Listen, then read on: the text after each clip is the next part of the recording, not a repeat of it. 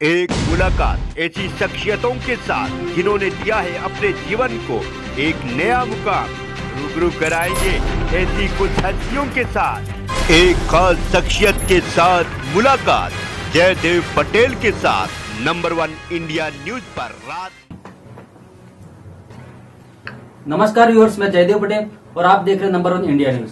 आपका एक बार फिर स्वागत है एक खास शख्स के साथ मुलाकात प्रोग्राम में। आज हमारे साथ खास मेहमान है गुजरात के स्वास्थ्य एवं परिवार कल्याण विभाग के मुख्य सचिव मनोज अग्रवाल। मनोज जी अग्रवाल, आपका बहुत बहुत स्वागत है आज के हमारे प्रोग्राम में। नमस्कार मनोज जी, आपसे मेरा पहला सवाल है कि अब 15 से ऊपर एज वाले बच्चों को वैक्सीन दी जाएगी और साथ ही फ्रंटलाइन वर्कर्स को बूस्टर डोज भी दी जाने की बात की जा रही है। ऐसे में गुजरात सरकार किस दिशा में आगे बढ़ रहा है? ये एक बहुत महत्वपूर्ण फैसला केंद्र सरकार ने लिया। केंद्र सरकार ने राज्य सरकारों को ये सूचना दी है कि 15 से 18 वर्ष के जो बच्चे हैं उनका टीकाकरण कराया जाए और उनको कोविड वैक्सीन जो है वो दी जाए, और जो 60 वर्ष से ऊपर उम्र के वयस्क हैं उनको भी जो है प्रोत्साहक टीका लगाया जाए अगर वो कोमॉर्बिड है और उनके डॉक्टर एग्री करते हैं। इसके लिए हमने एक बहुत ही महत्वाकांक्षी कार्यक्रम निश्चित किया है।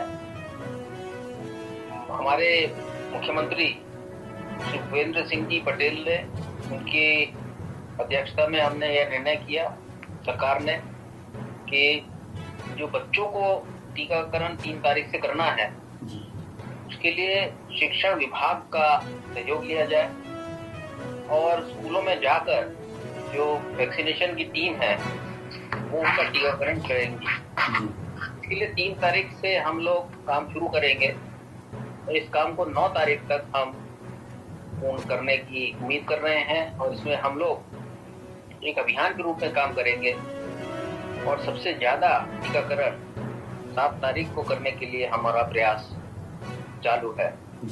हमारे पास इसके लिए टीकाकरण की पूर्ण जो डोज है, कोवैक्सीन लगाना है, वो उपलब्ध है और इससे बच्चों को एक सुरक्षा कवच मिलेगा। और जो माता पिता बच्चों को स्कूल में भेजने से, कॉलेज में भेजने से थोड़ा डर रहे हैं, विचलित हैं, उनको संतोष रहेगा कि उनके बच्चे भी सुरक्षित हैं। दूसरा, कोरोना को फैलने से भी ये जो है रोकेगा। इसी तरह 60 वर्ष की उम्र के जो बड़े लोग हैं, कोमॉर्बिड हैं, उनके लिए भी 10 तारीख से टीकाकरण किया जाएगा। उसकी पद्धति अभी केंद्र सरकार ने हमको नहीं बताई है कि कौन सा वैक्सीन लगाना है। वो हम ऐसा मान रहे हैं कि बहुत ही शॉर्टली हमको बताया जाएगा। उस हिसाब से उसका भी आयोजन हमने किया हुआ है, संख्या निकाली हुई है और हम तेजी से इसमें आगे बढ़ेंगे। मनोज जी, गुजरात में ओमिक्रॉन वेरिएंट अपनी दस्तक दे चुका है, उसके बाद सरकार ने क्या क्या एक्स्ट्रा प्रिकॉशन लिए हैं? कृपया प्रश्न को रिपीट करेंगे। मनोज जी, गुजरात में ओमिक्रॉन वेरिएंट ने अपनी दस्तक दे दी है, तो ऐसे में सरकार ने क्या क्या एक्स्ट्रा प्रिकॉशन लिए हैं? हाँ, ये बात सही है। गुजरात में भी ओमिक्रॉन के कुछ केस हमने डिटेक्ट किए हैं। उसमें केंद्र सरकार की जो सूचना थी उससे जो हमारे अंतर्राष्ट्रीय हवाई मथक हमारे 2 हैं, अहमदाबाद बड़ा मथक है, सूरत छोटा मथक है, और इन दोनों एयरपोर्ट्स पर हमने पूर्ण व्यवस्था करी। हमने जो लोग एट रिस्क केंद्र सरकार ने घोषित किए थे, हमने उनका जो है आरटीपीसीआर टेस्ट 2 तरह से किया। एक बहुत फास्ट होता है जिसका रिजल्ट जो है 45 मिनट से 1 घंटे में आ जाता है, और दूसरा जिससे 6 से 7 घंटे में आता है। इन देशों में से कुछ लोगों को जिनको पॉजिटिव निकला तो बाद में हमने उनको आइसोलेशन में भेजा।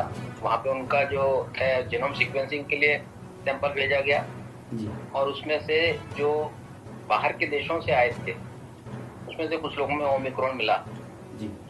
कुछ बहुत ही छोटी संख्या के कुछ ऐसे भी केस मिले जिनकी ट्रैवल हिस्ट्री नहीं है, तो स्वाभाविक है कि जिनकी ट्रैवल हिस्ट्री थी उनको उन्होंने इनडायरेक्टली ये वेरिएंट पकड़ लिया है, जी तो उसको नहीं फैले उसके लिए इमीडिएटली जो भी ओमिक्रॉन का हमको पेशेंट मिलता है जिसको इसका संक्रमण हुआ हो, तो हम उसको आइसोलेट करते हैं और उसको ओमिक्रॉन को फैलने से रोकने के लिए पूरा प्रयास किया जाता है। जी मनोज जी, कोविड के तीसरी लहर की जो दहशत है वो काफी ज्यादा है, तो वैसे में गुजरात गवर्नमेंट की तरफ से क्या क्या तैयारियां की गई है, क्योंकि दूसरी लहर के जो हालात थे वो काफी बुरे थे।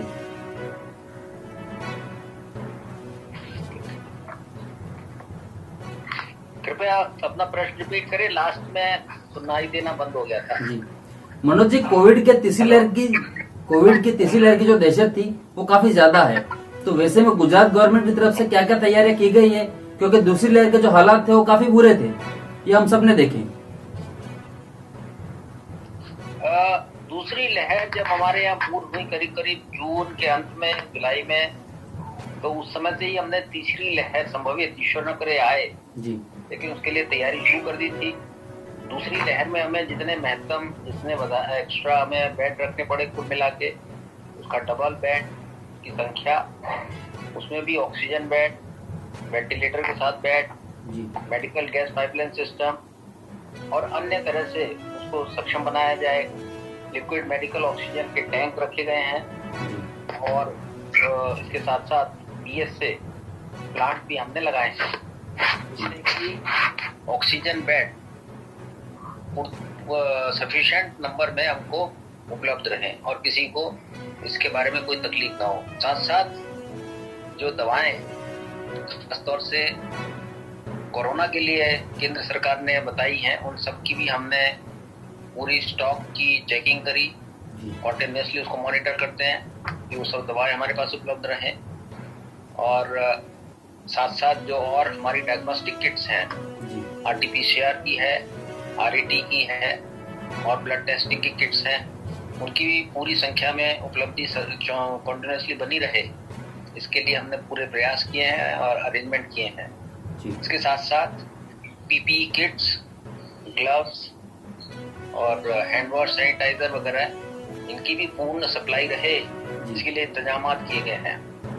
साथ साथ जो मैन पावर है, जिसमें डॉक्टर हैं, डॉक्टर के साथ नर्सेज हैं और साथ में अन्य पैरामेडिक स्टाफ, क्योंकि अकेले डॉक्टर से ही सब कुछ होगा ऐसा भी नहीं है, तो अन्य लोगों को भी इसमें साथ हमने रख के उनको तीसरी लहर के लिए ट्रेनिंग दी और वो तैयार रहे इसके लिए। उनको मानसिक रूप से भी तैयार किया, उनको जो नई जो इसके बारे में जो नॉलेज आई है उसके बारे में भी बताया, कैसे ट्रीटमेंट करना है उसका प्रोटोकॉल भी समझाया। तो अब सब लोग मानसिक तरीके से भी और शिक्षित होके भी तैयार हैं।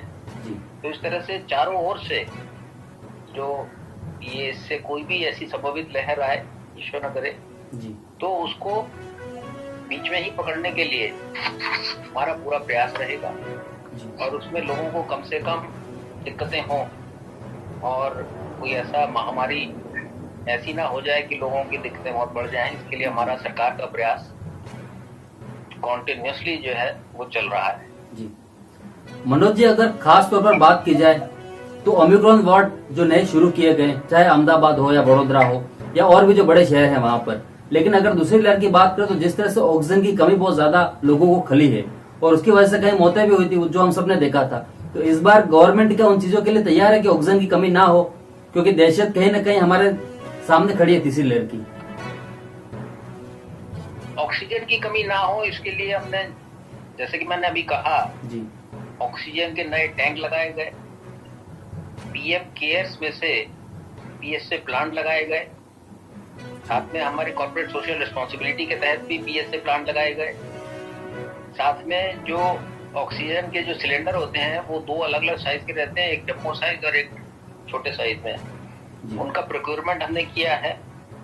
मेडिकल गैस पाइपलाइन सिस्टम करीब करीब हमारे सारे हॉस्पिटल्स, उसमें उनकी व्यवस्था की गई है और लोगों को ऑक्सीजन का जहाँ तक प्रश्न है, उस ऑक्सीजन के कारण कोई ऐसी मुश्किल ना पड़े। साथ साथ हमारे जो सेकेंड वेव थी उसमें पीक में करीब 1100 मेट्रिक टन ऑक्सीजन की हमको जरूरत पड़ी थी पर डे। उसका बढ़ा के कैपेसिटी को हमने 1800 टन तक करने की कोशिश की है। तो इसी तरह से पीएसए प्लांट की संख्या बढ़ी, ऑक्सीजन टैंक जो हमने लगाए हैं मेडिकल गैस पाइपलाइन के थ्रू वो विद प्रेशर पहुंचे, और ऑक्सीजन कंसंट्रेटर, इस तरह की तमाम व्यवस्था राज्य सरकार ने की है। जी मनोज जी, गुजरात में अगर पिछले 1 महीने की डेटा की बात करें तो कोरोना के केसेस बढ़े हैं, तो वैसे में सरकार क्या पाबंदियां लगाने वाली है, या सरकार की जो गाइडलाइन है उसमें क्या कुछ बदलाव किया जाएगा? ये एक सतत जो कॉन्टिन्यूसली एक प्रक्रिया चलती है उसका भाग है कि जो हमारे पास इंफॉर्मेशन होती है उस इंफॉर्मेशन के हिसाब से उसके अंदर चेंज लाते रहना, और वो हम कॉन्टिन्यूस करते रहते हैं। उसकी समीक्षा मुख्यमंत्री जी के स्तर पर भी होती रहती है, मुख्य सचिव श्री के स्तर पर भी होती है, और हम लोग कॉन्टिन्यूस हमारे जो फील्ड के अधिकारी हैं उनका रिव्यू भी करते हैं।